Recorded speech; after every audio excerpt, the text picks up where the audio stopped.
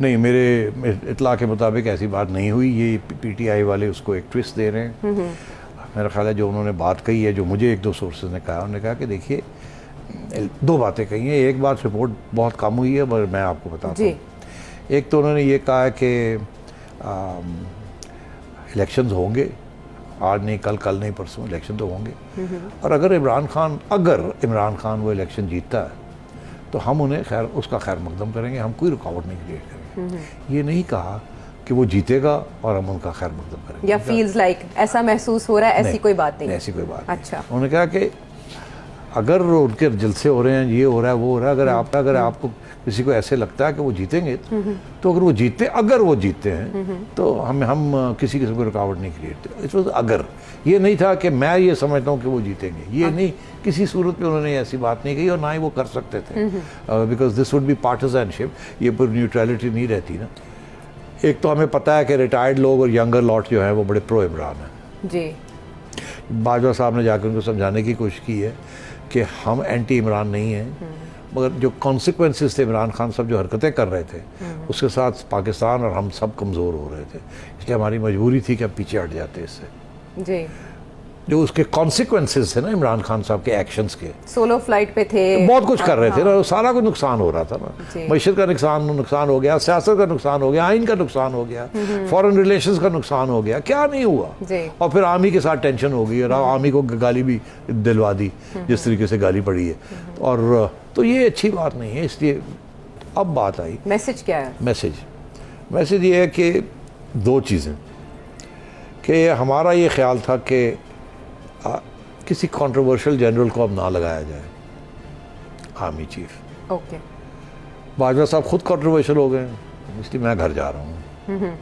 Retired हुए घर, उन्होंने अनाउंस कर दिया जी। अब उनकी नीयत के ऊपर कोई शक नहीं कर सकता कि उन्होंने कोई ऐसी चीज़ की अपनी एक्सटेंशन लेने के लिए। पहले ये शक था जो बात फैलाई, ये आपने प्रोग्राम में बाकायदा तौर पर बताई थी जी। तो उन्होंने अब क्लियर कर दी कि भाई मैं ना एक्सटेंशन चाहता था, ना ही मैं मांगूंगा, और अगर मुझे मिलती है तो मैं नहीं लूंगा जी। ये DGISPR ने भी कह दिया। अब ये रिकॉर्ड हो गया ना, अब तो इसके ऊपर यू टर्न नहीं हो सकता। तो अब आई बात आगे कि अगर जनरल साहब ने अपने बारे में ये कह दिया है तो इसका ये मतलब है जो खुद कंट्रोवर्शियल हो गए और भी एक दो जनरल्स जो कंट्रोवर्शियल है जी, इसका मतलब है कि technically speaking they should be out of the running.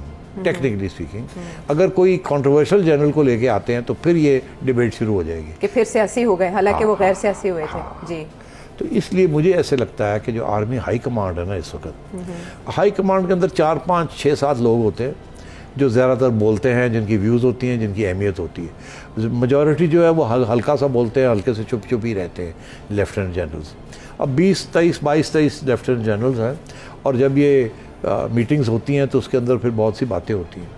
और मेरी इत्तला के मुताबिक इस वक्त जो मेजॉरिटी है they are in favour of neutrality, in favour of neutrality, a political role. और मेरा ख्याल है उस मेजॉरिटी के अंदर एक कोर ग्रुप है जो इस वक्त बड़ी अहम पोजीशंस में है, जिन्होंने बेसिकली ये कहा है कि जी हम में से कोई भी कंट्रोवर्शियल नहीं है। तो ऐसे है कि अगर आप जा रहे हैं तो किसी कंट्रोवर्शियल जनरल को ना बनने दें, बिकॉज हमारे साथ फिर अंदर फुट पड़ जाएगी। सीनियरिटी भी है इस ग्रुप के अंदर, हम में से एक किसी को जिसके ऊपर आप हाथ रखेंगे, अल्लाह खैर सल्ला, हम सब तस्लीम कर लेंगे, और उसके साथ एक कंटिन्यूटी रहेगी आर्मी के अंदर, और उसके साथ कोई लड़ाई झगड़े भी नहीं होंगे। और हमने ये आपके ऊपर छोड़ दिया कि आप किसको रेकमेंड करेंगे, बिकॉज डोंट फॉरगेट वो जो नोट जाता है टू द प्राइम मिनिस्टर वो मिनिस्ट्री ऑफ डिफेंस से जाता है। मिनिस्ट्री ऑफ डिफेंस GHQ को कंसल्ट करती है कि हमें 2-3 नाम दे दीजिए या 5 नाम दे दीजिए, तो वो GHQ अपनी कंसिडरेशन सामने रख के आउटगोइंग चीफ जो है वो दे देता है 3 नाम। तो अब बात यह है कि अब कौन से 3 नाम जनरल बाजवा पुटअप करेंगे, और वो उस स्टेज पे जबकि देखना पड़ेगा प्राइम मिनिस्टर कौन बैठा है और कौन नहीं बैठा।